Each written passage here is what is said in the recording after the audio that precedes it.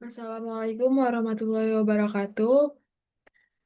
Perkenalkan, nama saya Hodijah dengan NPM 241407008 dari tab B. Saya akan mempresentasikan motor bakar 4 tak bensin dan 4 tak diesel.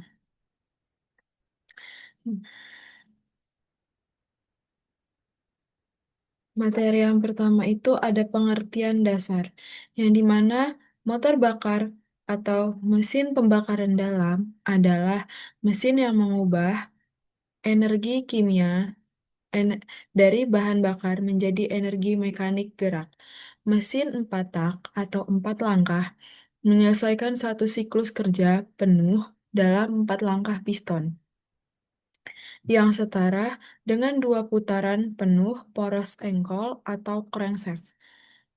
Kemudian, motor 4 tak bensin atau siklus Otto menggunakan bahan bakar bensin. Proses pembakarannya terjadi saat campuran udara dan bensin yang sudah dikompresi dinyalakan oleh percikan api dari busi atau spark ignition. Motor 4 tak diesel atau siklus diesel menggunakan bahan bakar solar. Proses pembakarannya terjadi secara swasulut compression ignition, yang dimana solar yang disemprotkan ke dalam silinder akan langsung terbakar oleh udara yang sangat panas akibat kompresi tinggi. Prinsip kerja 4 langkah. Prinsip kerjanya yang pertama, motor bensin siklus Otto atau siklus Otto. Prinsip prinsip kerja motor bensin itu ada 4 langkah. Yang pertama itu langkah hisap. Langkah hisap itu piston bergerak dari titik mati atas ke titik mati bawah. Katup hisap terbuka, katup buang tertutup. Campuran udara dan bensin terhisap masuk ke dalam silinder. Yang kedua, langkah kompresi atau compression. Piston bergerak dari titik mati bawah ke titik mati atas. Kedua katup hisap dan buang tertutup. Campuran udara dan bensin dikompresi atau dimanfaatkan. Rasio kompresi umumnya 8:1 hingga 12:1. Sesaat sebelum piston mencapai titik mati atas, busi memercikan api. Kemudian, langkah yang ketiga yaitu langkah usaha. Percikan busi membakar campuran yang terkompresi, yang menyebabkan ledakan. Tekanan gas hasil pembakaran yang sangat tinggi mendorong piston kembali ke titik mati bawah. Ini adalah salah satu-satunya langkah yang menghasilkan tenaga. Yang keempat ada langkah buang atau exhaust.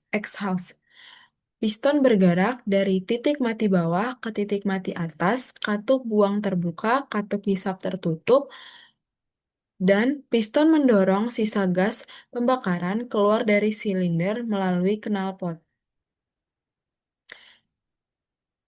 Selanjutnya, ada prinsip kerja dari motor motor diesel atau siklus diesel. Yang pertama, langkah hisap. Langkah hisap itu piston bergerak dari titik mati atas ke titik mati bawah. Katup hisap terbuka, katup buang tertutup. Hanya udara murni yang terhisap masuk ke dalam silinder. Yang kedua ada langkah kompresi atau compression. Piston bergerak dari titik mati bawah ke titik mati atas. Kedua katup tertutup. Udara murni dikompresi dengan rasio kompresi yang sangat tinggi. Umumnya rasio kompresinya itu 16:1 hingga 25:1. Akibat kompresi tinggi ini, suhu udara di dalam silinder menjadi sangat panas, bisa mencapai lebih dari 500 derajat Celcius. Kemudian yang ketiga adalah langkah usaha. Langkah usaha yang ketiga itu se- se- Sesaat sebelum piston mencapai titik mati atas, injektor menyemprotkan solar dalam bentuk kabut. Solar yang bertemu dengan udara super panas langsung terbakar seketika atau swasulut yang menyebabkan ledakan. Tekanan gas hasil pembakaran mendorong piston ke titik mati bawah ke titik mati bawah untuk menghasilkan tenaga. Yang keempat ada langkah buang atau exhaust. Piston bergerak dari titik mati bawah ke titik mati atas. Katup buang terbuka, katup hisap tertutup. Piston mendorong sisa gas pembakaran keluar dari silinder. Komponen yang umumnya sama dari motor bakar 4 tak bensin dan motor bakar 4 tak diesel itu blok silinder. Yang dimana blok silinder adalah rumah bagi silinder, tempat untuk piston bergerak. Kepala yang kedua ada kepala silinder atau silinder head. Silinder head itu merupakan penutup blok silinder, tempat mekanisme katup dan pada bensin busi. Yang ketiga itu ada piston atau torak. Piston atau torak itu merupakan komponen yang bergerak naik naik turun di dalam silinder. Yang keempat itu ada stang piston. Stang piston atau connecting rod yang menghubungkan antara piston dengan poros engkol. Yang kelima ada poros engkol atau crankshaft. Crankshaft itu mengubah gerak naik turun piston menjadi gerak putar. Mekanisme yang terakhir itu ada mekanisme katup atau valve train. Terdiri dari camshaft atau noken S, katup hisap, dan katup buang. Perbedaannya itu met- eh, perbedaan dari keduanya ada di metode pembakarannya. Metode pembakarannya itu motor 4 tak bensin itu melalui spark ignition atau percikan busi dan motor diesel itu compression ignition atau swasulut. Perbedaan yang kedua itu ada di bahan bakar. Bahan bakarnya itu motor 4 tak bensin itu menggunakan bensin atau gasoline, sedangkan diesel itu menggunakan solar atau diesel. Input langkah hisapnya itu juga berbeda, yang dimana bensin itu menggunakan campuran udara plus bensin, sedangkan diesel itu udara murni. Rasio kompresi bensin itu lebih rendah, sekitar 8:1 hingga 12:1. Diesel itu tinggi sekitar 16:1 sampai 25:1. Efisiensi termalnya eh, bensin lebih standar atau lebih rendah. Kalau diesel itu lebih tinggi atau lebih irit bahan bakarnya.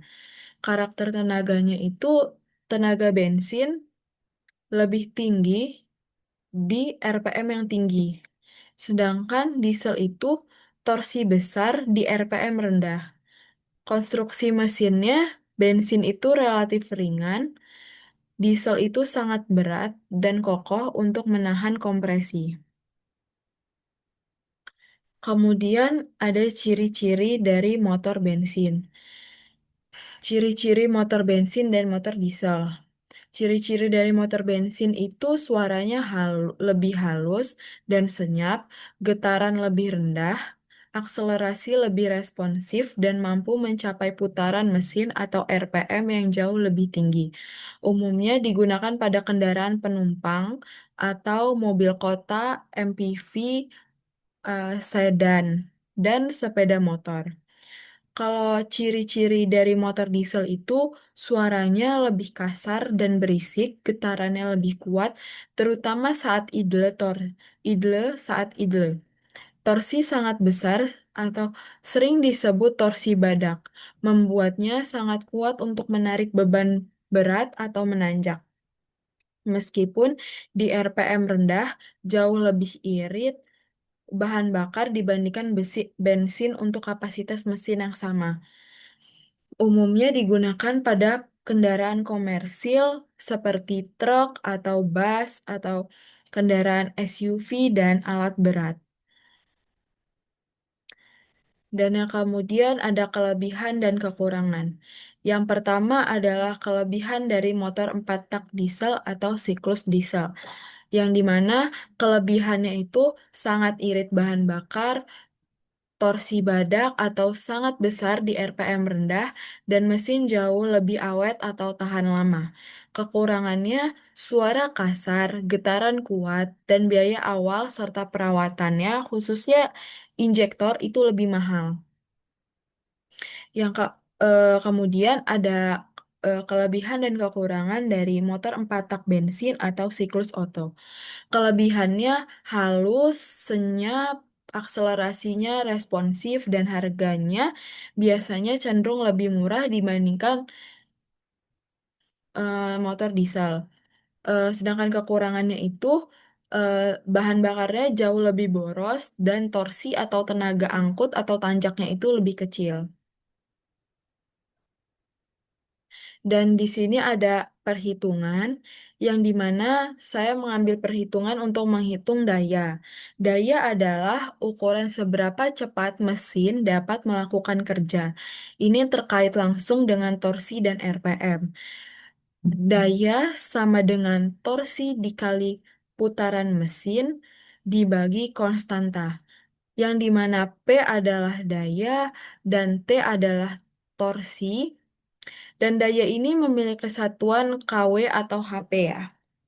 Dan torsi ini memiliki satuan Nm, Newton meter, dikali putaran mesinnya NPM, RPM, N ini putaran mesin RPM, dan K ini konstanta jika P dalam kau eh, jika P dalam kW dan T dalam Newton per meter dan N dalam RPM, K sama dengan 9.549. Terima kasih. Sekian video penjelasan dari motor bakar 4 tak bensin dan diesel dari saya. Terima kasih. Wassalamualaikum warahmatullahi wabarakatuh.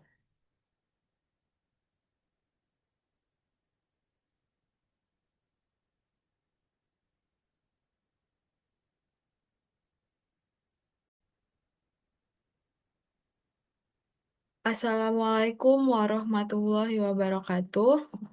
Perkenalkan, nama saya Khadijah dengan NPM 2414071008 dari Tab B Angkatan 24.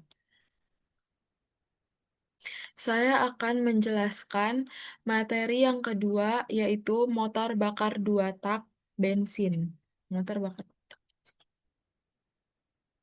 yang dimana pengertiannya adalah motor bakar dua tak bensin adalah jenis mesin pembakaran dalam atau internal combustion engine yang menyelesaikan satu siklus tenaga atau menghasilkan tenaga hanya dalam dua langkah piston atau satu kali naik dan satu kali turun. Ini setara dengan satu putaran penuh poros engkol atau crankshaft. Hal ini berbeda dengan motor 4 tak yang membutuhkan 4 langkah piston atau dua putaran poros engkol untuk satu siklus tenaga. Mesin 2 tak tak menonjol karena kemampuannya menghasilkan tenaga dalam siklus yang sangat ringkas. Prinsip kerja dan siklusnya itu yang pertama, langkah pertamanya itu ada hisap dan kompresi, yang dimana piston naik ke titik mati bawah ke arah titik mati atas. Saat piston bergerak ke atas, dua proses terjadi secara bersamaan di atas dan di bawah piston. Di atas piston atau ruang bakar, campuran gas segar dari siklus sebelumnya dikompresi, meningkatkan tekanan dan suhu, tepat sebelum piston mencapai titik mati atas atau TMA. Busi memercikan api untuk memulai pembakaran. Sementara itu, di bawah piston atau ruang engkol, gerakan piston naik menciptakan kevakuman yang kemudian menarik campuran udara, bensin, dan oli samping dari karburator atau sistem intake melalui katup satu arah atau reed valve. Selama langkah ini, saluran buang dan saluran bilas ditutup rapat oleh piston. Langkah kedua ada usaha dan buang, yang dimana piston turun dari TMA titik mati atas ke titik mati bawah. Pembakaran gas yang terkompresi menghasilkan tekanan tinggi yang mendorong piston ke bawah, menghasilkan tenaga kerja. Selama gerakan ke bawah ini, piston pertama-tama membuka saluran buang atau exhaust port yang memungkinkan gas sisa pembakaran pembakaran mulai keluar. Piston kemudian membuka saluran bilas atau transfer port. Pada saat ini, gas segar yang sudah tertekan di ruang engkol didorong naik ke ruang bakar melalui saluran bilas, membantu mendorong sisa gas buang keluar, sebuah proses yang dikenal sebagai pembilasan atau scavenging. Proses pembilasan yang tumpang tindih inilah yang membuat mesin dua tak menghasilkan tenaga lebih sering, tetapi juga menyebabkan sebagian kecil gas segar lolos langsung ke knalpot. Karakteristik yang pertama itu ada pelumasan. Oli pelumas dicampur langsung dengan bensin atau disebut oli samping. Oli ini ikut terbakar bersama bensin untuk melumasi piston. Dinding silinder dan bantalan bearing inilah mengapa knalpot motor 2 tak sering mengeluarkan asap atau mengebul. Yang kedua, ada konstruksi yang sederhana. Tidak ada mekanisme katup, noken as atau camshaft, atau timing chain atau belt. Komponennya bergerak jauh lebih sedikit. Yang ketiga ada tenaga. Tenaganya itu menghasilkan power stroke atau langkah tenaga setiap putaran poros engkol. Sehingga secara teoritis memiliki rasio tenaga terhadap berat atau power to weight ratio yang sangat tinggi.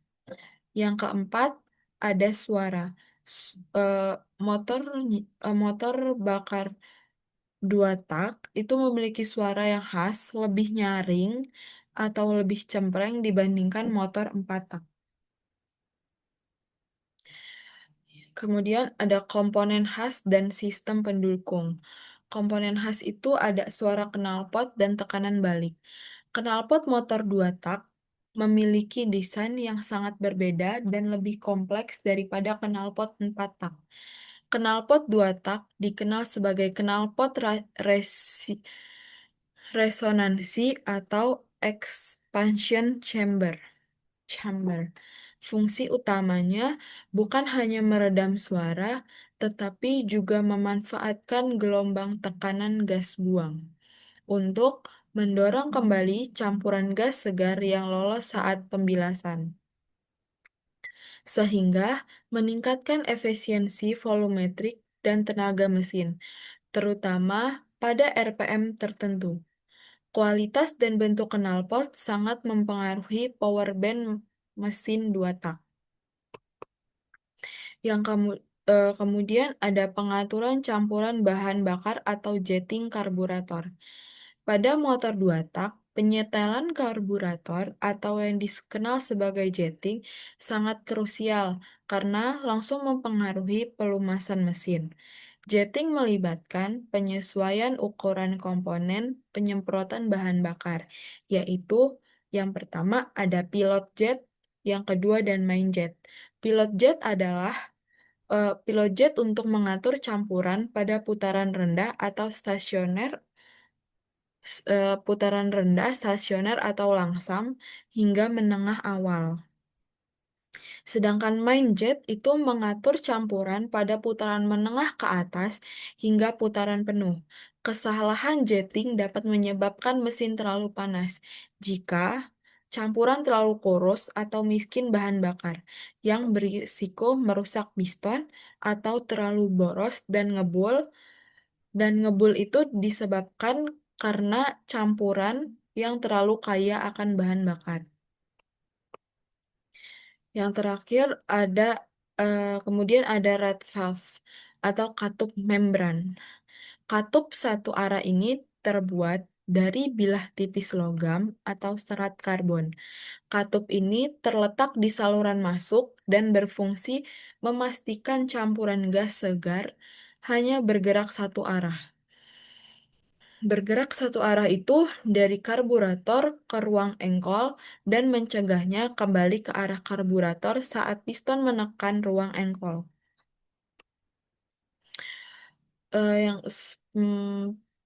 Bab selanjutnya ada teknologi power valve. Itu untuk mengatasi kekurangan torsi di putaran mesin rendah tanpa mengorbankan tenaga puncak. Pabrikan mengembangkan teknologi power valve atau katut tenaga. Teknologi ini seperti KIPS, YPVS, atau RC valve bekerja dengan menyesuaikan tinggi saluran buang secara variabel sesuai dengan RPM. Pada putaran rendah, katup menutup sebagian saluran buang untuk mempertahankan tekanan balik atau back pressure yang diperlukan agar torsi meningkat dan mencegah lolosnya gas segar. Sebaliknya, pada putaran tinggi, katup membuka penuh saluran buang, memungkinkan pembuangan gas sisa yang maksimal untuk mencapai tenaga puncak. Kemudian ada kelebihan dan kekurangannya motor dua tak. Yang kelebihan ada eh, mesinnya itu sederhana dan ringan, tenaganya lebih besar untuk rasio tinggi, perawatannya mudah dan fleksibel. Sedangkan kekurangannya itu merusak polusi tinggi karena kan itu ngebul atau eh, ngebul gitu, terus boros bahan bakarnya dan tidak efisiensi dan cepat panas juga. Ini ada perhitungan yang dimana saya mengambil perhitungan volume langkah. Ini adalah volume total yang disapu oleh piston dari titik mati bawah ke titik mati atas. VL ini adalah volume langkah sama dengan Pi per 4 dikali D ini diameter piston atau bor pangkat 2 dikali L. Jika silinder lebih dari satu, menggunakan rumus yang ini. VL buka kurung Pi per 4 dikali D pangkat 2 dikali L dikali K. VL adalah volume langkah, biasanya dalam sentimeter kubik atau cc. D diameter piston atau bore biasanya dalam sentimeter. L adalah langkah piston stroke biasanya dalam sentimeter. Dan K adalah jumlah silinder. Terima kasih. Sekian dari saya tentang materi motor bakar dua tak bensin. Wassalamualaikum warahmatullahi wabarakatuh.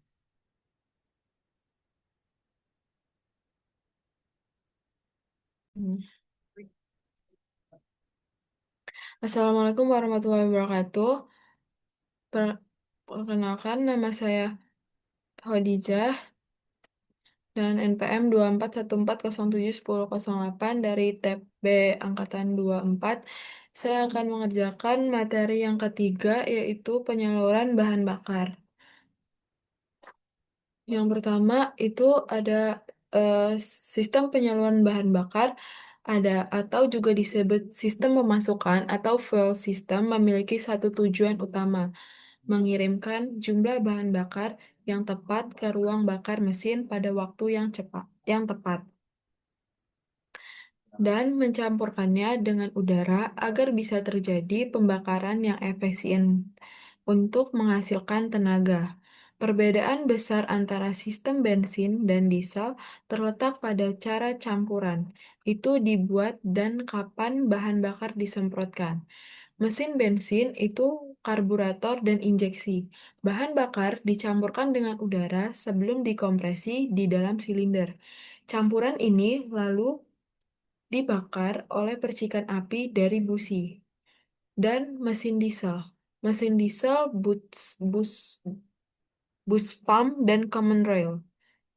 Hanya udara murni yang dihisap dan dikompresi. Kompresi ini sangat tinggi sehingga suhunya sangat panas. Solar atau bahan bakar diesel disemprotkan ke udara panas ini dan langsung terbakar dengan sendirinya atau ignition. Yang pertama ada bensin injeksi. Bensin injeksi merupakan sebuah sistem yang menggunakan kontrol elektronik atau komputer untuk menyemprotkan bahan bakar dengan presisi tinggi ke saluran masuk atau langsung ke ruang bakar. Prinsip kerja otak dari sistem ini adalah ECU atau Electronic Control Unit atau ECM, Engine Control Module. ECU menerima data input dari berbagai sensor di seluruh mesin. Sebuah pompa bahan bakar listrik bertekanan tinggi mengirim bensin ke injektor. Injektor adalah katup semprot yang dikontrol secara elektronik. Berdasarkan data sensor, ECU menghitung dengan tepat berapa milidetik injektor harus membuka untuk menyemprotkan jumlah bensin yang ideal. Jenis-jenis sistem EV adalah single point injection atau SPI atau Throttle Body Injection atau TBI. Versi paling awal. Hanya ada satu injektor yang diletakkan di atas throttle body atau mirip posisi karburator. Ini adalah karburator digital. Multi-point fuel injection atau MPVI atau port injection merupakan sistem yang paling umum. Setiap silinder memiliki satu injektor sendiri yang diletakkan di intake port, tepat sebelum katup masuk.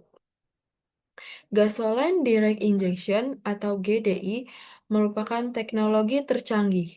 Injektor diletakkan langsung di dalam ruang bakar atau silinder, mirip mesin diesel.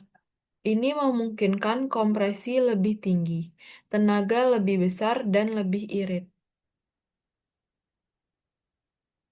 Logika sensor utama di EFI adalah ECU adalah otak, tapi sensor adalah indranya. Tiga sensor paling krusial adalah sensor aliran udara atau MAF atau MAP sensor, memberitahu ECU seberapa banyak udara yang masuk ke mesin. Data utama untuk menentukan jumlah bensin.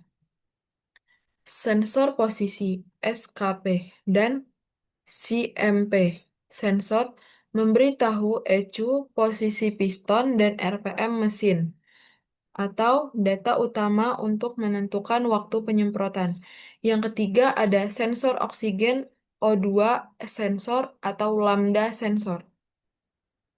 Diletakkan di knalpot untuk mencium gas buang.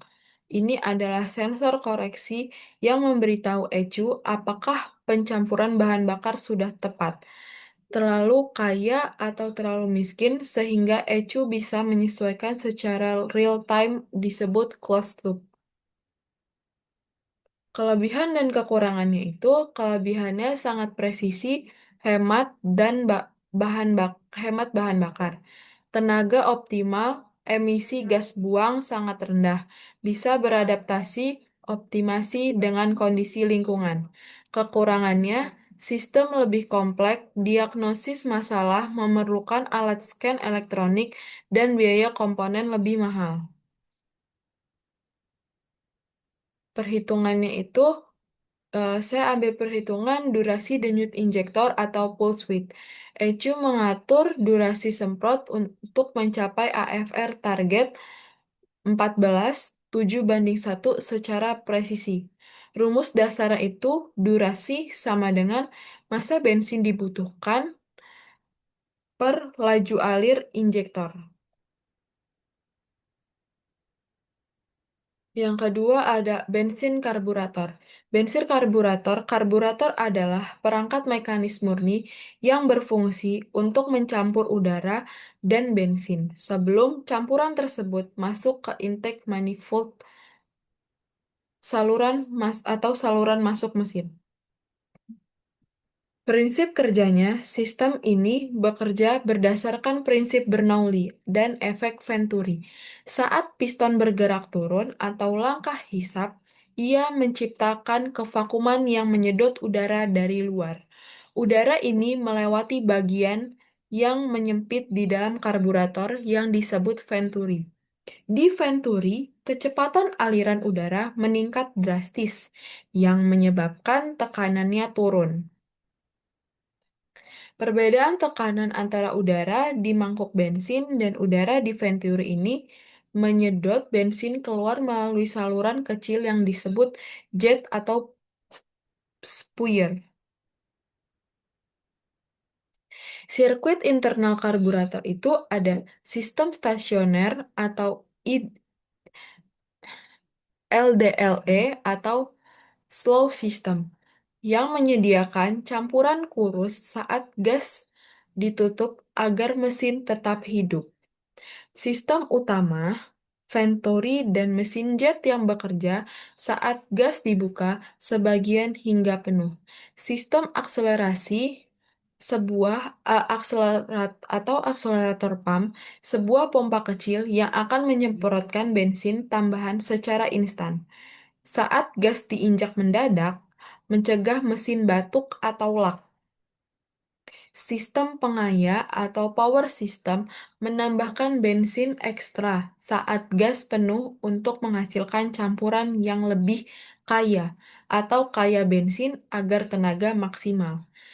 Sistem choke atau eh, katup yang menutup saluran udara saat mesin dingin. Ini membuat hisapan mesin sangat kuat dan menyedot lebih banyak bensin, atau campuran sangat kaya agar mesin mudah menyala. Kelebihan dan kekurangannya itu ada di konstruksi. Eh, Kelebihannya yang pertama ada di konstruksi yang sederhana, mudah diperbaiki atau diservis secara manual, dan murah. Kekurangannya adalah pencampuran tidak presisi, rasio udara bahan bakar atau AFR sering tidak ideal. Boros bahan bakar, sulit beradaptasi dengan perubahan suhu atau ketinggian, dan emisinya tinggi. Perhitungan yang didapatkan adalah prinsip Venturi atau Bernoulli pada karburator. Saat udara dipaksa melewati bagian sempit, kecepatannya naik dan tekanannya turun. Hubungan ini dijelaskan oleh P1 tambah 1/2 rho V 1/2 sama dengan P2 tambah setengah rho V 2/2. Satu adalah saluran lebar, tekanan lebih tinggi, aliran lebih lambat. Titik dua atau venturi, tekanan lebih rendah atau aliran lebih cepat. Selisih tekanan, selisih tekanan inilah yang menarik bahan bakar ke aliran udara. Yang ketiga ada diesel sistem common rail. sistem injeksi diesel yang diatur sepenuhnya oleh komputer atau ECU, di mana fungsi penciptaan tekanan dan fungsi penyemprotannya dipisahkan. Prinsip kerjanya mirip dengan pipa air yang bertekanan tinggi. Ada satu pompa tekanan tinggi atau high pressure pump yang bekerja terus-menerus untuk memompa solar ke satu pipa besar yang disebut common rail atau rel bersama.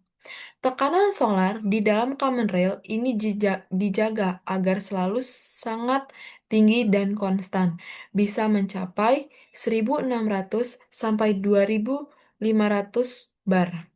Semua injektor elektronik atau dikontrol solenoid atau piezoelectric terhubung ke common rail ini. ECU akan memerintahkan injektor kapan harus membuka dan berapa lama durasi untuk menyemprotkan solar. Pentingnya multiple injection atau suntikan ganda. Revolusi terbesar common rail ECU bisa menyemprotkan 3-5 kali dalam satu langkah pembakaran.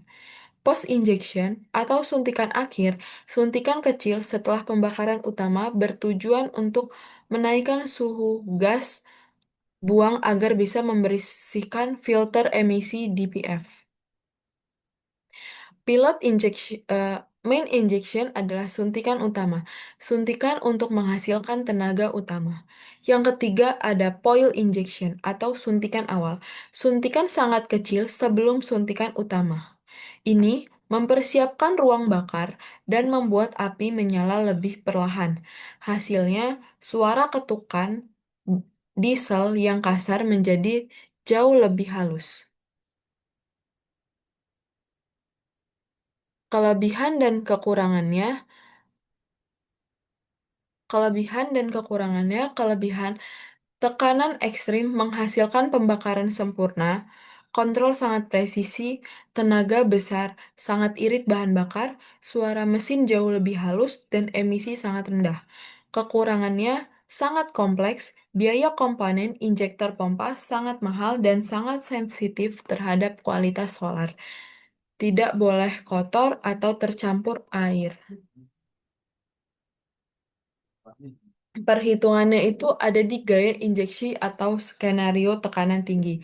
Kita memakai pendekatan yang sama seperti pada bus pump, tetapi dengan tekanan jauh lebih tinggi daripada common rail. Rumusnya F sama dengan P dikali A. P itu adalah tekanan pompa, yang dimana tekanan pompa itu terdapat 1.800 bar atau 180 dikali 10 pangkat 6 N meter kuad per meter kubik. Eh, per meter persegi. Umum pada common rail modern. Luas lubang nozzle A sama seperti perbandingan sebelumnya. A 1.767 kali 10 - 8 meter kubik. Meter persegi. Yang terakhir ada diesel bus pump. Ini adalah sistem klasik pada mesin diesel. Sering juga disebut inline pump atau rotary atau distributor pump.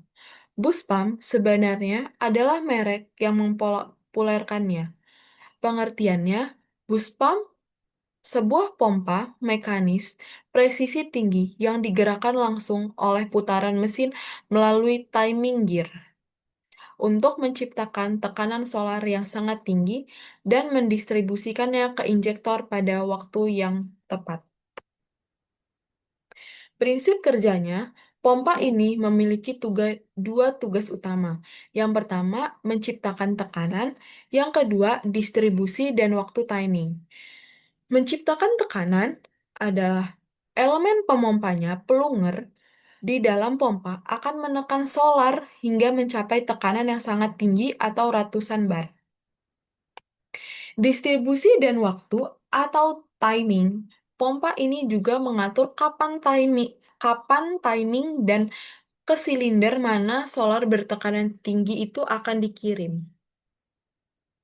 Solar bertekanan tinggi ini lalu disalurkan melalui pipa-pipa baja ke injektor mekanis di tiap silinder. Injektor akan terbuka atau menyemprot secara otomatis ketika tekanan solar yang datang dari pompa sudah melebihi kekuatan pegas di dalam injektor.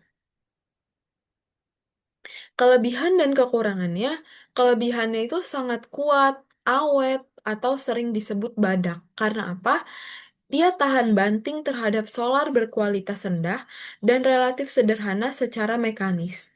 Kekurangannya, tekanan semprotan terbatas, kontrol timing, dan jumlah solar kurang presisi atau diatur J-forner mekanis. Suara mesin cenderung sangat kasar dan emisinya tinggi.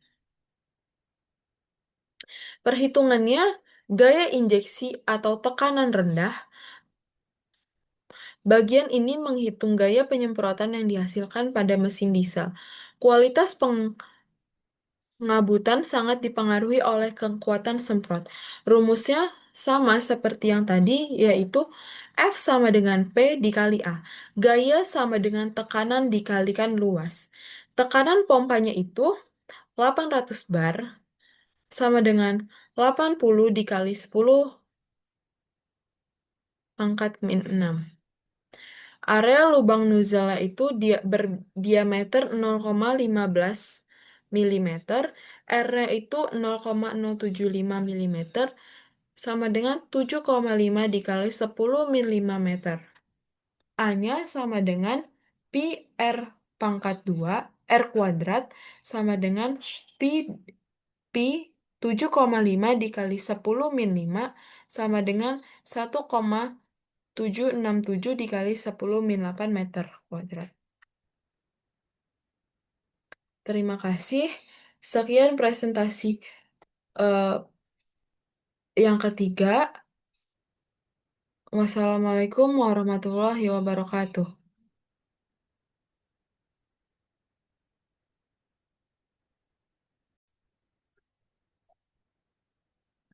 Assalamualaikum warahmatullahi wabarakatuh.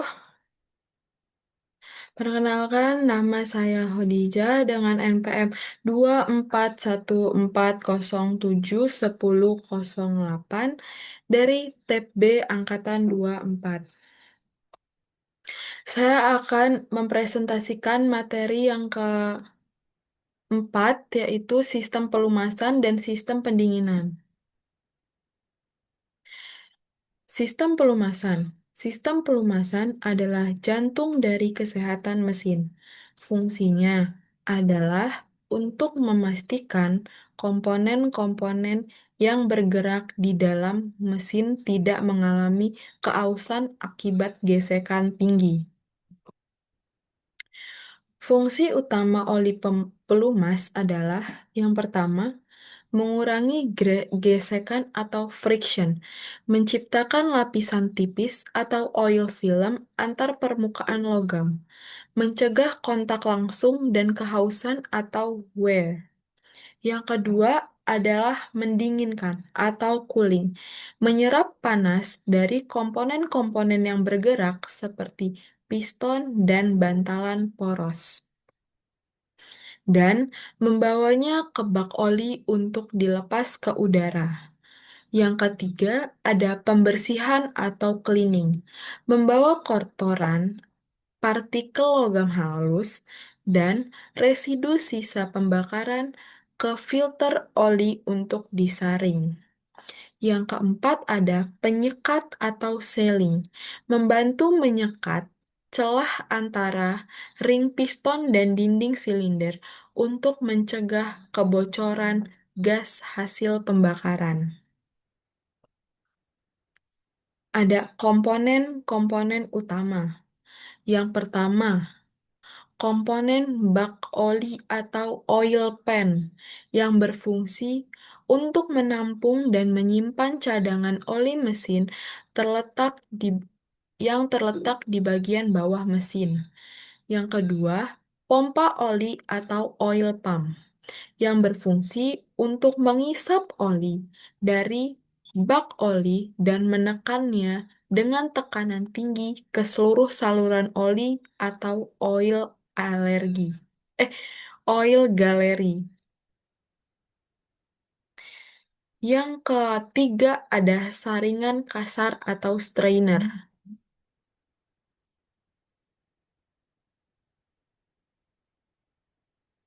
Berfungsi untuk menyaring kotoran kasar pada tahap awal yang terletak di ujung pipa hisap atau pompa oli. Yang keempat, ada filter oli atau oil filter yang berfungsi untuk menyaring partikel halus, debu, dan residu karbon dari oli sebelum disalurkan ke komponen mesin. Yang kelima, ada saluran oli atau oil gallery. Jaringan saluran atau lubang di dalam blok mesin untuk mendistribusikan oli bertekanan. Yang keenam, ada katup pengatur tekanan atau pressure valve yang berfungsi untuk mengontrol dan menstabilkan tekanan oli yang dipompa, mencegah tekanan berlebihan saat putaran mesin tinggi. Yang ketujuh, ada stik pengukur atau dipstick yang berfungsi untuk memeriksa level atau volume oli di dalam bak oli secara manual. Selanjutnya ada cara kerja sistem pelumasan atau tekanan penuh.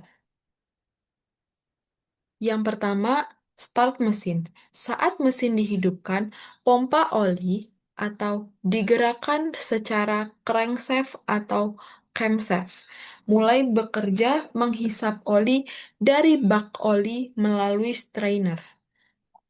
Yang kedua ada penyaringan awal. Oli melewati strainer dan dipompa ke saluran bertekanan tinggi. Yang ketiga, ada penyaringan akhir. Oli bertekanan tinggi melewati filter oli untuk dibersihkan dari kotoran secara halus. Yang keempat, ada distribusi. Oli bersih disalurkan melalui saluran oli, oil gallery, dan disebar ke berbagai komponen utama atau bantalan crankshaft, camshaft, rocker arm, dan lain-lain. Yang kelima ada pelumasan. Oli membentuk lapisan tipis atau film pada permukaan gesek, mengurangi keausan dan menyerap panas. Pada piston, oli disemprotkan melalui oil jet dari bawah. Yang keenam, ada pengembalian. Setelah melumasi, oli akan jatuh kembali ke bak oli karena gaya gravitasi dan siklus pun berulang.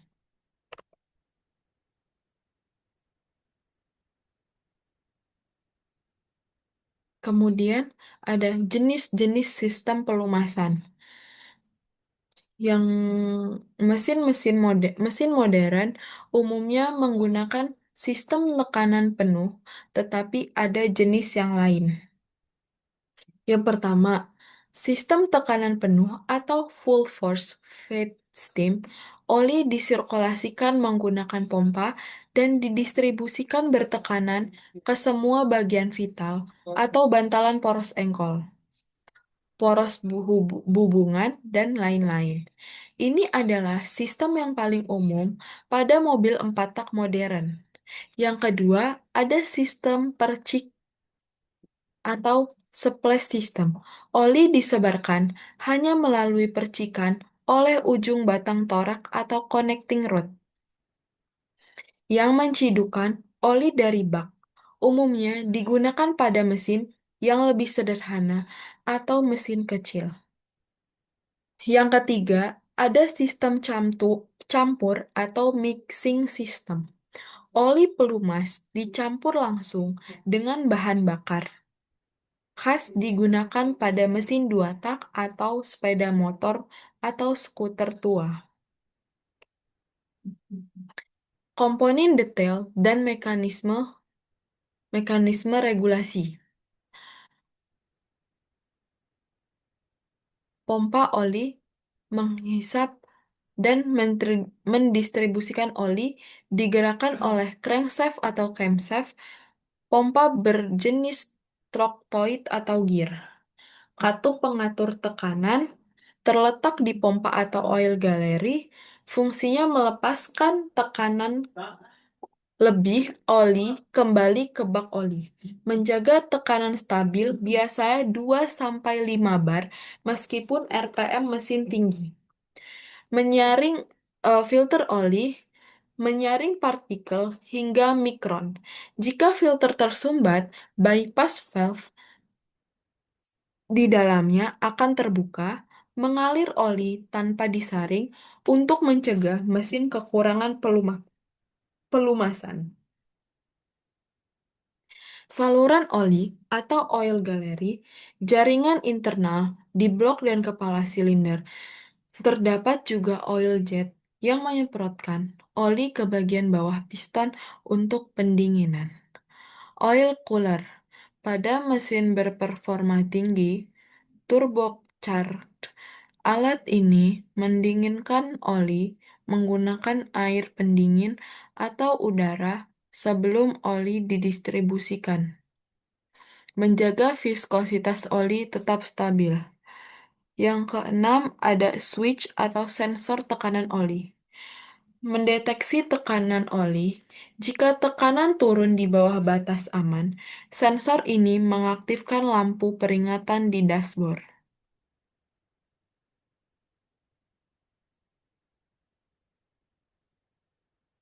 Kemudian selanjutnya ke sistem pendinginan.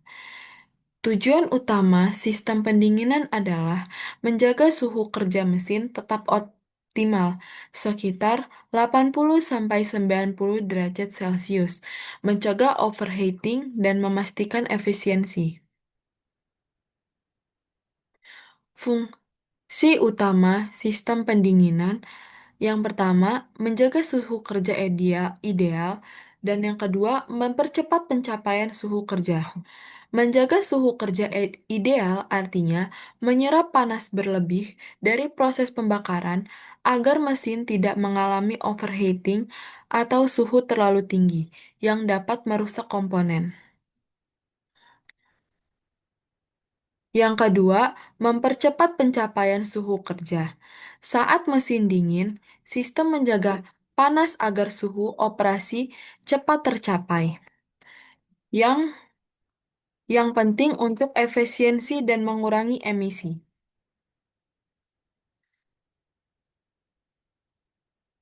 Selanjutnya adalah komponen utama sistem pendinginan dan fungsinya. Komponen utama sistem pendinginan air dan fungsinya. Yang pertama ada radiator. Fungsinya untuk mendinginkan coolant atau air pendingin dengan membuang panas ke udara melalui kisi-kisi.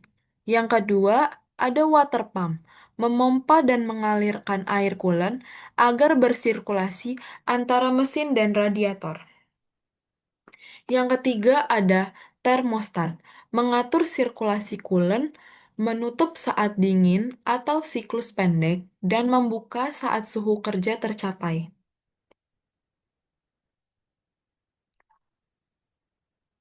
Yang keempat ada kipas radiator. Kipas radiator menambah aliran udara untuk pendinginan radiator, terutama saat mobil lambat atau berhenti. Yang kelima, ada tutup radiator. Menjaga tekanan sistem, tekanan tinggi menaikkan titik didih coolant. Yang keenam, ada tangki cadangan. Berfungsi untuk menampung luapan coolant saat volume meningkat akibat panas. Yang terakhir, ada coolant, cairan khusus sebagai media penyerap dan pemindah.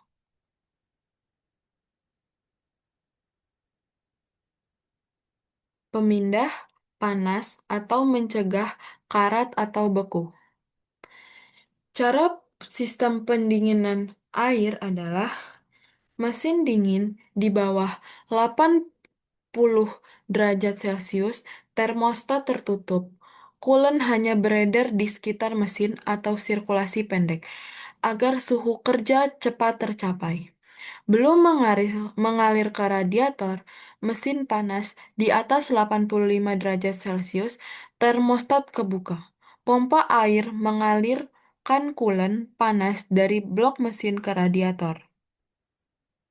Proses pendinginan di radiator, panas coolant dilepaskan ke sirip atau inti. Aliran udara dari laju kendaraan atau ditarik kipas membawa panas keluar. Siklus berulang. Coolant yang sudah dingin kembali ke mesin melalui selang bawah untuk menyerap panas lagi. Tekanan sistem diatur oleh tutup radiator. Jenis-jenis sistem pendinginan.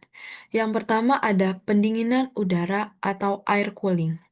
Panas langsung dibuang ke udara melalui sirip fins pada blok silinder dan kepala silinder. Umumnya pada sepeda motor kecil dan mobil klasik tertentu. Misalnya VW Beetle. Lebih sederhana tetapi kurang efektif pada beban tinggi. Yang kedua ada pendinginan air atau water atau liquid cooling. Menggunakan cairan coolant sebagai perantara untuk menyerap panas dari blok mesin dan membuangnya ke udara melalui radiator. Ini adalah sistem paling umum pada mobil modern karena efisiensi dan stabilitas suhunya. Siklus dan tahapan kerja. Tahapan pemanasan awal, mesin barusan dinyalakan, suhu masih rendah. Termostat tertutup, coolant coolant bersirkulasi pendek di dalam mesin agar cepat mencapai suhu kerja. Yang kedua, tahap kerja normal. Saat suhu mencapai 85 derajat Celcius, termostat membuka. Coolant mengalir penuh melalui radiator atau sirkulasi panjang. Tahap beban, berat, atau macet, suhu naik.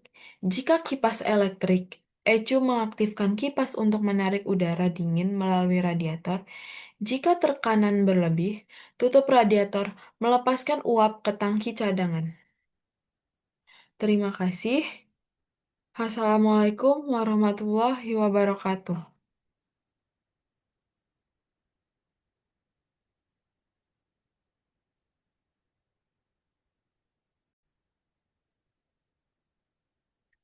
Assalamualaikum warahmatullahi wabarakatuh.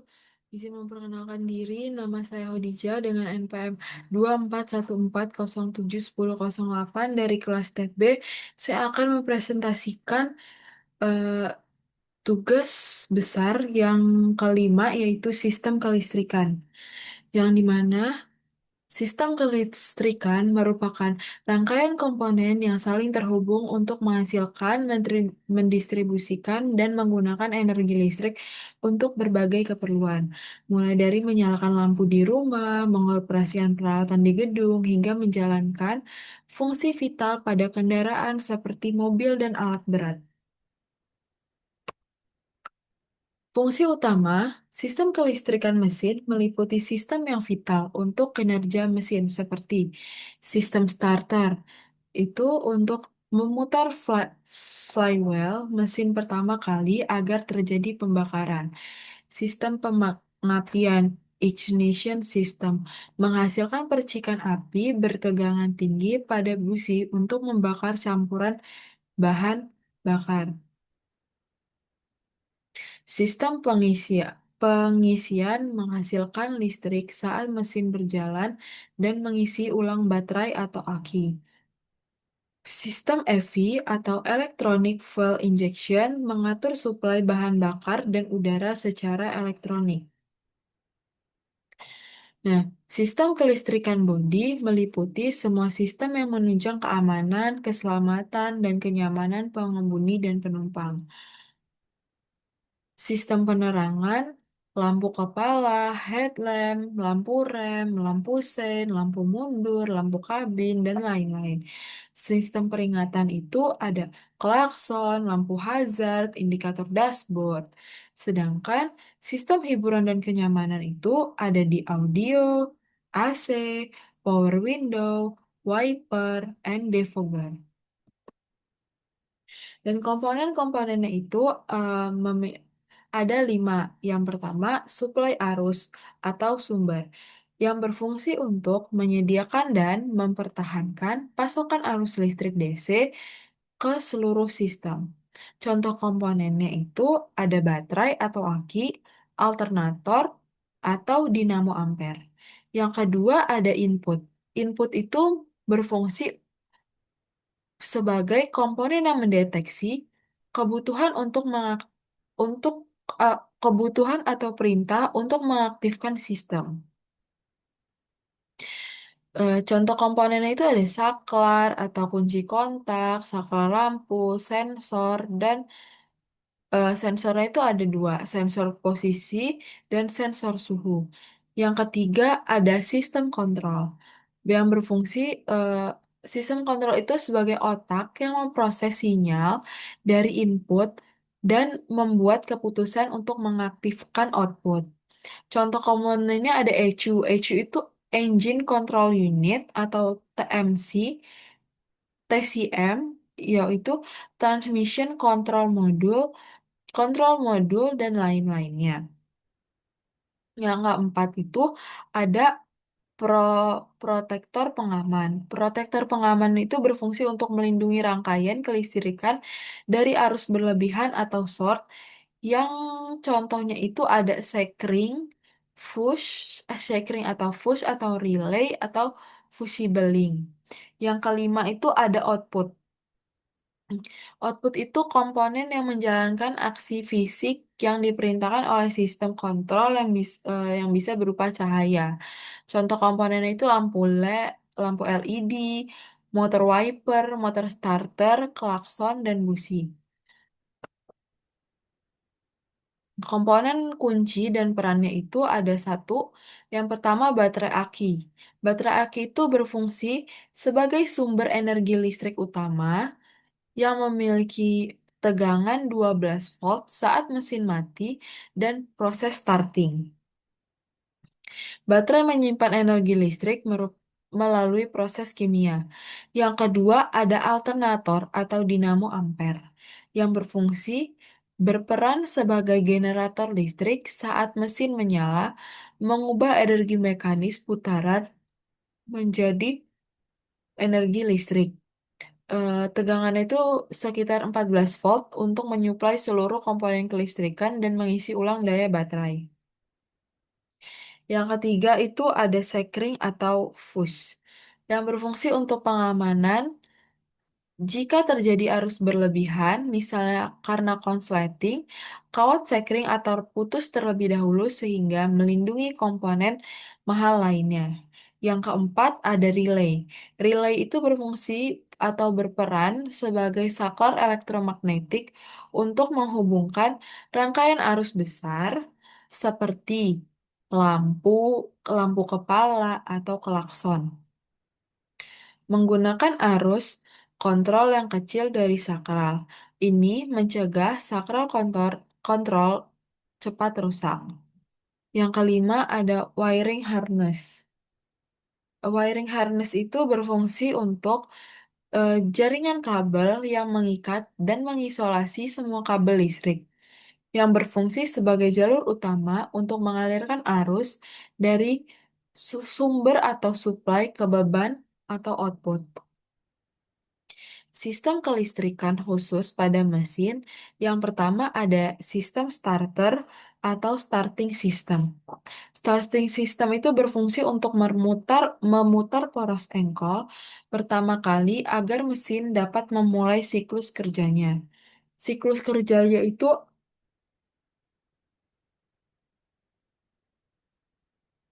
ada 4.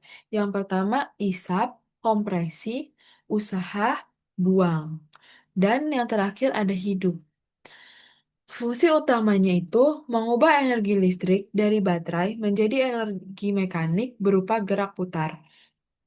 Yang kedua ada komponen kunci. Komponen kuncinya itu adalah baterai sebagai sumber arus, kunci kontak, motor starter untuk mengubah energi listrik menjadi energi putaran, solenoid starter menghubungkan motor starter ke flywheel atau roda gila. Yang kedua itu ada sistem pengapian atau ignition system. Ignition system berfungsi untuk menghasilkan percikan bunga api pada busi untuk membakar campuran udara dan bahan bakar dok-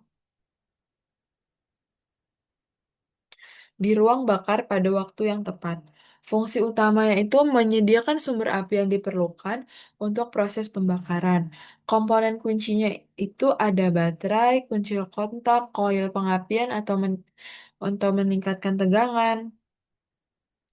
Terus distributor membagi arus ke busi. Busi memercikan api.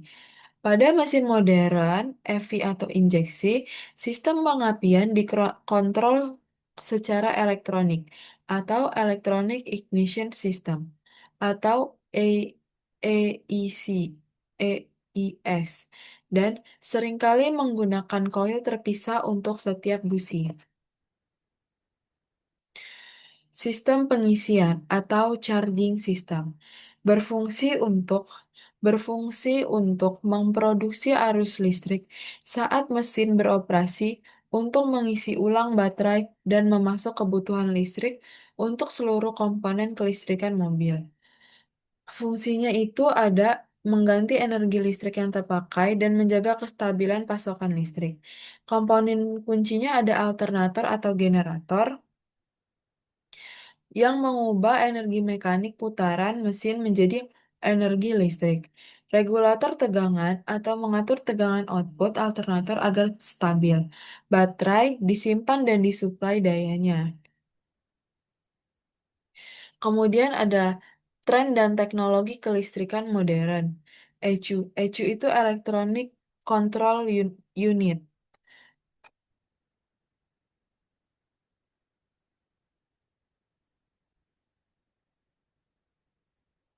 ECU Electronic Control Unit itu adalah mikrokontroller, mikrokomputer atau otak kendaraan yang memproses sinyal dari berbagai sensor atau input untuk mengontrol akuator untuk mengontrol akuator output secara presisi dan real time.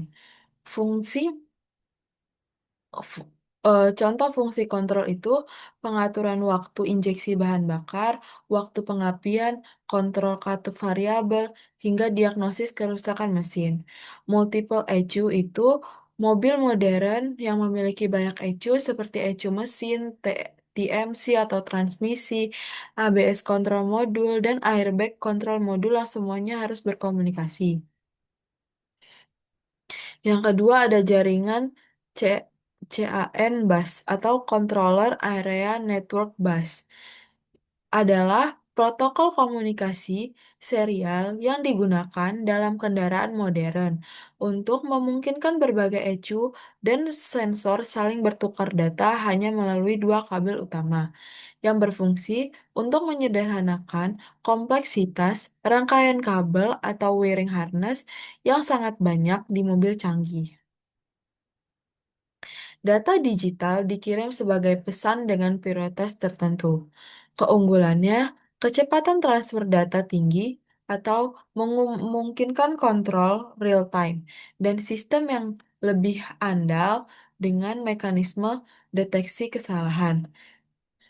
Yang ketiga ada sistem keselamatan aktif berbasis listrik. Banyak fitur keselamatan modern sangat bergantung pada kelistrikan dan elektronik, termasuk ABS atau anti-lock braking system dan EBD Electronic Brake Force Distribution, menggunakan sensor kecepatan roda untuk mengontrol pengereman elektronik dan mencegah ban terkunci. Yang kedua ada immobilizer system, sistem keamanan berbasis chip, dikunci, dan ecu yang mencegah mesin hidup tanpa kunci asli, secara efektif melindungi dari pencurian. Yang ketiga ada ADAS, Advanced Driver Assistance System, meliputi Lane Keeping Assist, Adaptive Cruise Control, dan Automatic Emergency Braking, yang sepenuhnya bergantung pada sensor, radar, lidar, kamera, dan ECU untuk bergerak, dan ECU untuk bekerja.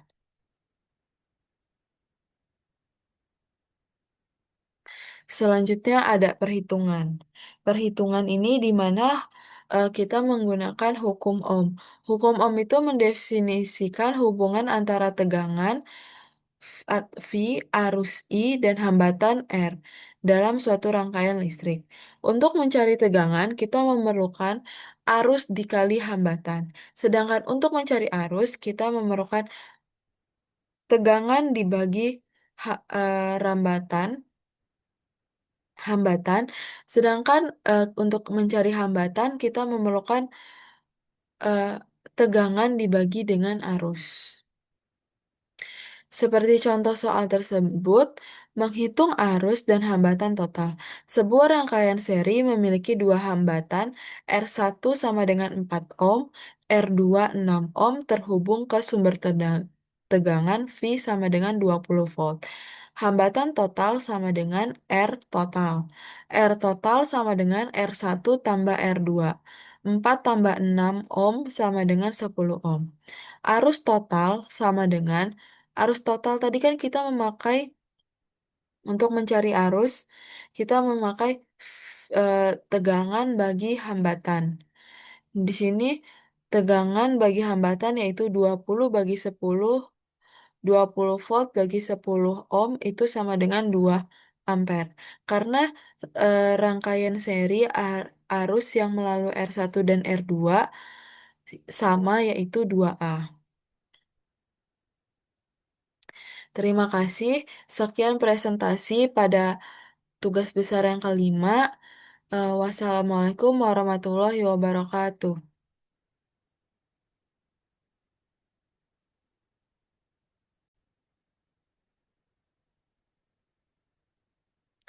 Assalamualaikum warahmatullahi wabarakatuh.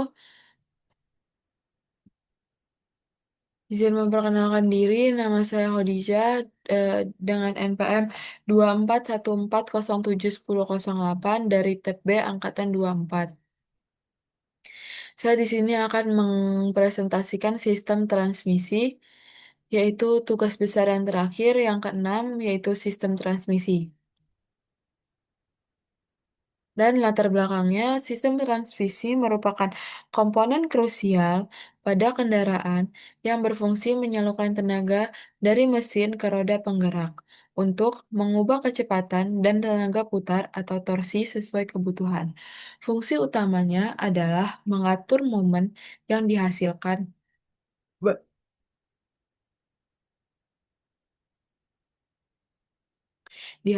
mesin agar sesuai dengan kondisi jalan, memungkinkan kendaraan berjalan mundur, dan menjaga agar mesin tetap nyala saat kendaraan berhenti.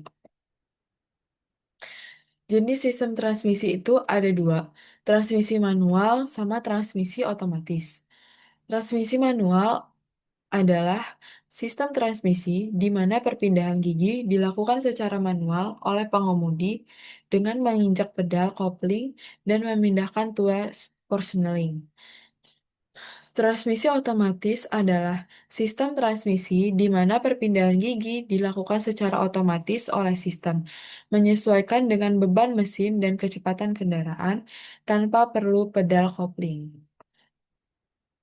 Cara kerja sistem manual yaitu pengemudi menginjak pedal kopling. Langkah pertama adalah proses vital untuk memutus aliran tenaga dari mesin. Saat pengemudi menginjak pedal kopling, sebuah sistem mekanis atau hidrolik akan mendorong tuas pembebas, release fork. Tuas ini kemudian menekan release bearing ke bagian tengah pegas diafragma atau diafragma sparing. pada rumah kopling. Akibat tekanan ini, pegas menarik plat penekan pressure plate menjauh dari plat kopling Kluk disk. Plat kopling yang terhubung langsung ke poros input transmisi. Kini tidak lagi terjepit di antara flywheel mesin dan pressure plate.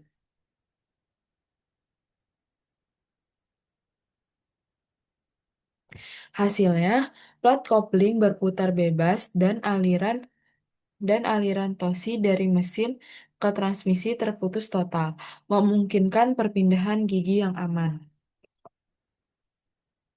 Yang kedua, pengemudi memindah tuas transmisi. Setelah tenaga terputus, pengemudi melakukan pemilihan rasio gigi. Tuas transmisi di dalam kabin terhubung melalui serangkaian batang penghubung atau shift links ke mekanisme internal gearbox. Ketika tuas digerakkan, ia menggerakkan garpu pemindah atau shift fork yang spesifik. Garpu pemindah ini menempel pada sebuah selongsong selongsong atau shelf yang menggunakan bagian dari unit synchronizer.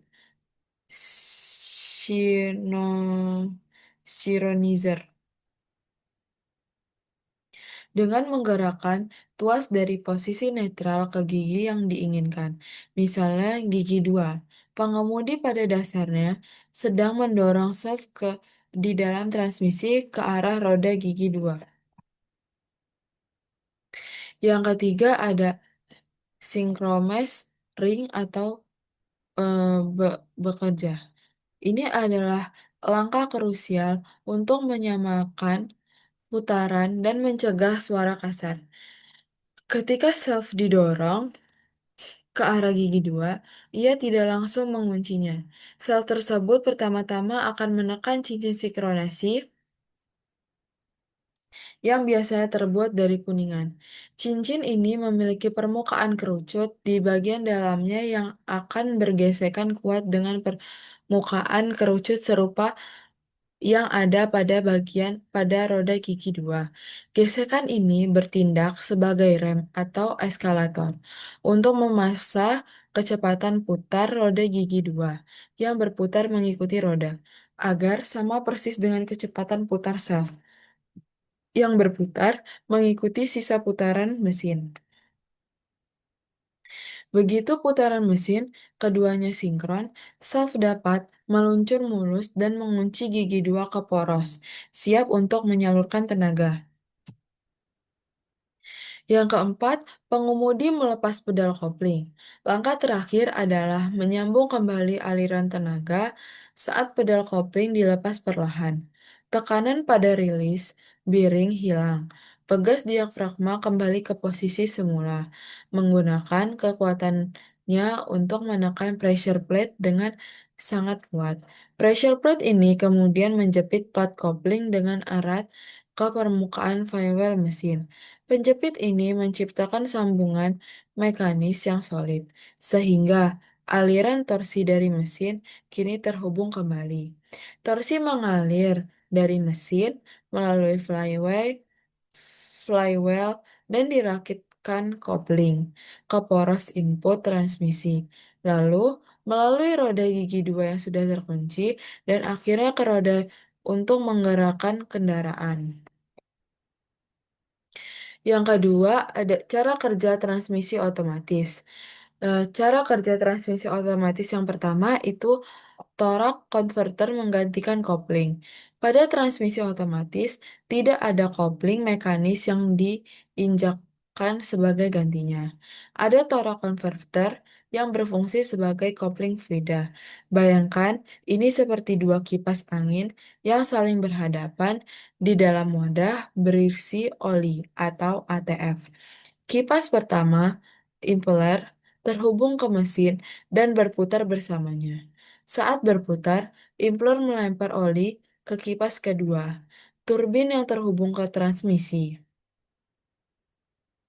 Lemparan fluida inilah yang mentransfer tenaga dan membuat turbin ikut berputar.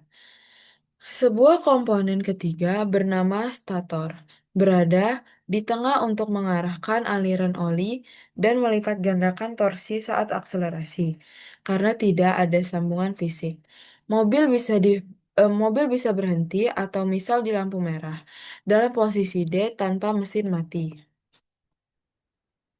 Yang kedua, ada pemilihan gigi otomatis oleh otak transmisi. Transmisi otomatis modern memiliki pusat pengambilan keputusan elektronik yang disebut TCU, Transmission Control Unit. Ini adalah komputer mini yang terus-menerus menerima data dari berbagai sensor di seluruh kendaraan, seperti sensor kecepatan roda, putaran mesin atau RPM, posisi pedal gas, dan suhu oli. Berdasarkan semua masukan ini, apakah Anda mengemudi santai atau agresif, menanjak atau di jalan datar? TCU akan menghitung dan memutuskan kapan waktu yang paling efisien atau paling bertenaga untuk pindah gigi, naik atau turun. Yang ketiga, ada planetary gear set yang bekerja. Berbeda dengan transmisi manual yang memiliki banyak pasang roda gigi terpisah. Transmisi otomatis menggunakan unit mekanis yang ringkas bernama planetary gear set atau set roda gigi planet.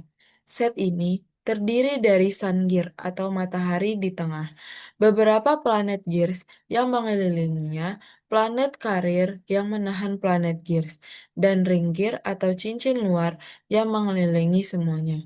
Hebatnya, semua rasio gigi 1, 2, 3, 4 mundur dan lain-lain dihasilkan dari satu set gigi ini hanya dengan cara menahan atau mengerem atau memutar salah satu dari tiga komponen utamanya, sun, carrier, atau ring. Yang keempat, ada hidrolik sistem atau tekanan oli.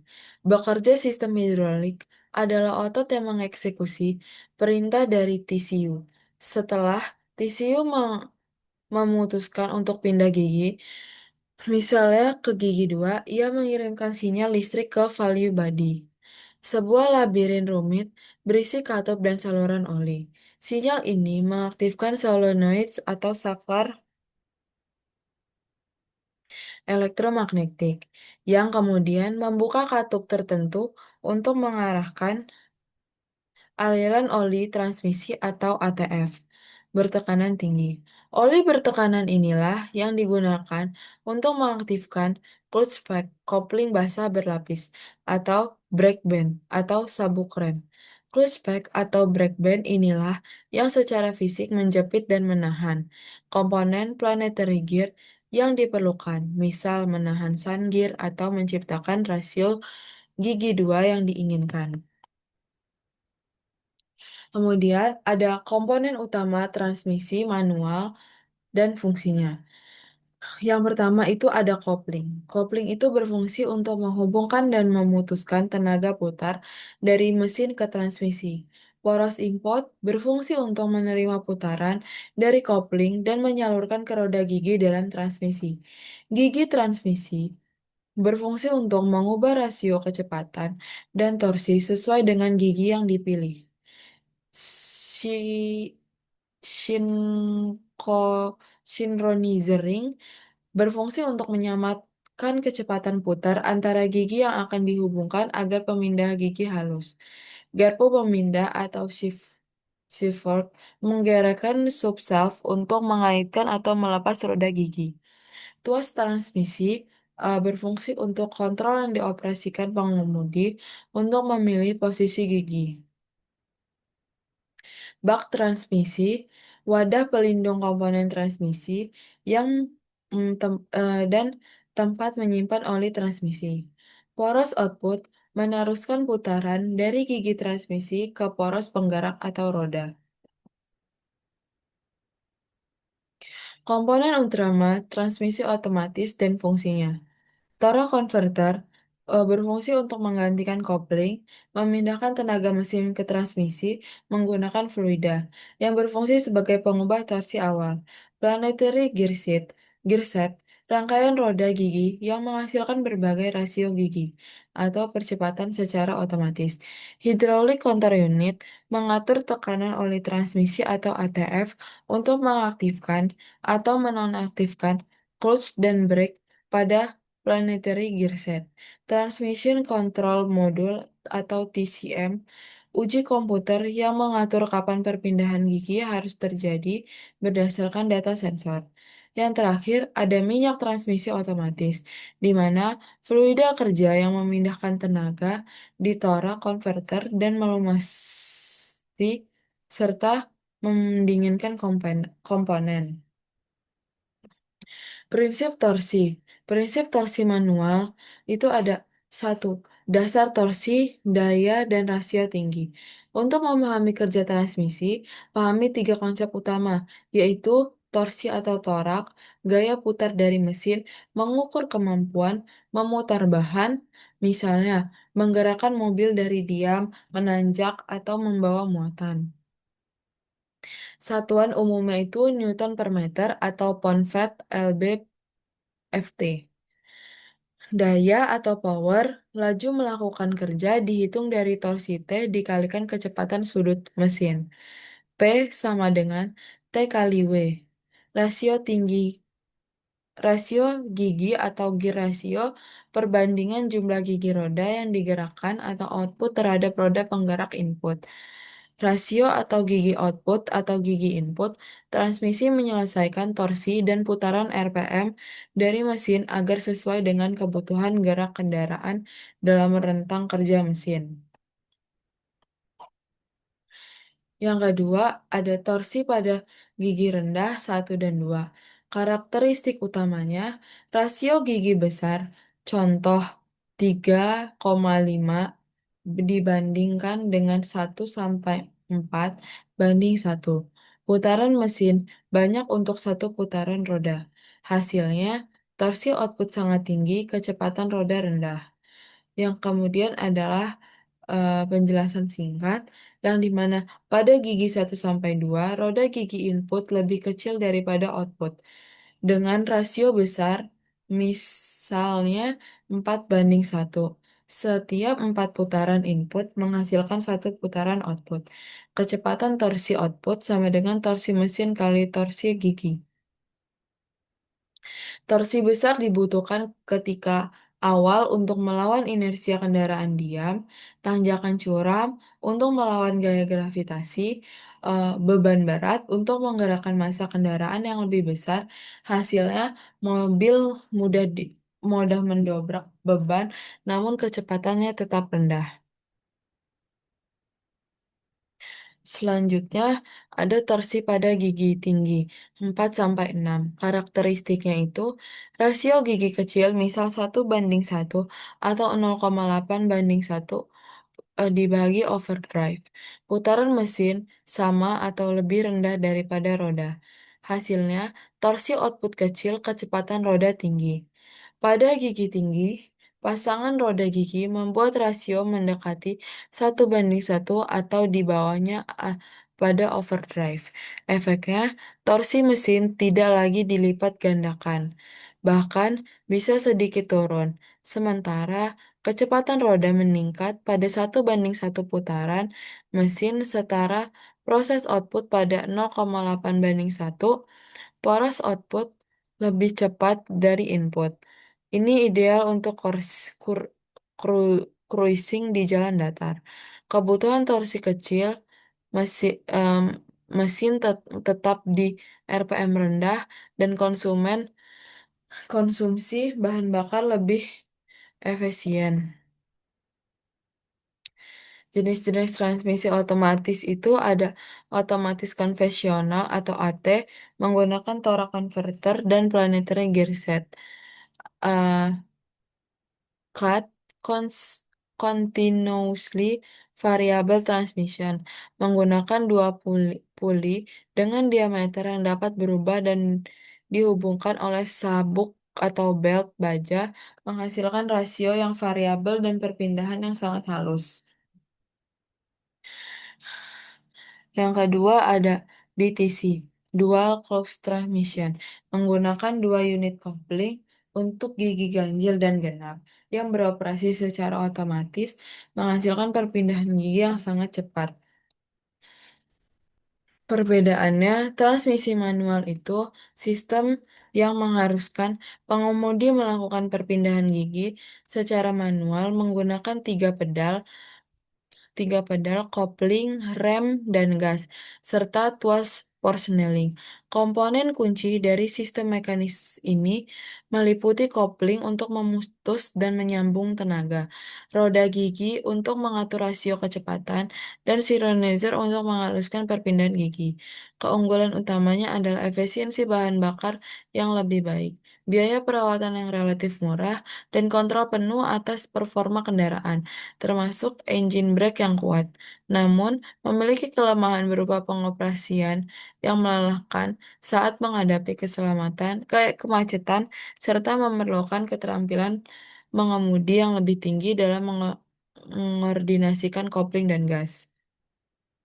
Transmisi otomatis beroperasi dengan perpindahan gigi yang dilakukan secara otomatis, sehingga pengemudi hanya menggunakan dua pedal atau rem dan gas.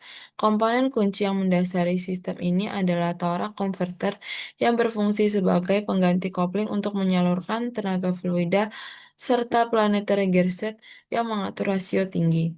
Kelebihan utama dari transmisi otomatis adalah pengoperasian yang sangat nyaman dan praktis, terutama di kondisi kemacetan, menjadikannya pilihan ideal dan mudah digunakan oleh pengemudi pemula. Meskipun demikian, kekurangannya meliputi biaya perawatan yang lebih mahal karena kompleksitas sistemnya dan mobil otomatis umumnya sedikit lebih boros BBM jika dibandingkan dengan transmisi manual konvensional. Kemudian ada perhitungan.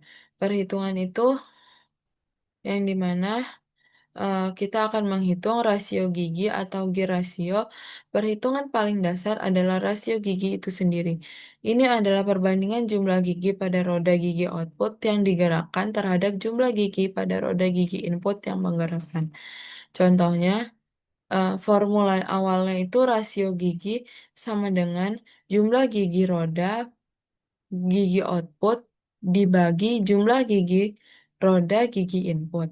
Contohnya, mesin memiliki roda gigi input 20 gigi dan roda gigi output 40 gigi. Rasionya 40 dibanding 20 sama dengan 2, ditulis sebagai 2:1. Terima kasih. Wassalamualaikum warahmatullahi wabarakatuh.